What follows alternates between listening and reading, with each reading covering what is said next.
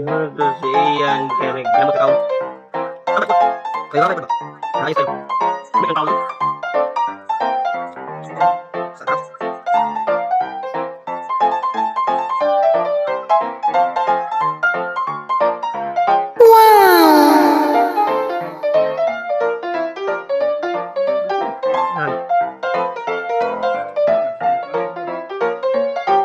Yan.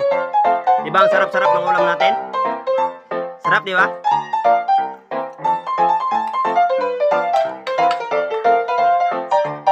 Bigyan mo naman yung katabi mo. O ayun, kumakain na. Yan. Bigyan mo yung katabi mo. Napaiyak na. Hindi mo binibigyan kasi. Bigyan mo na.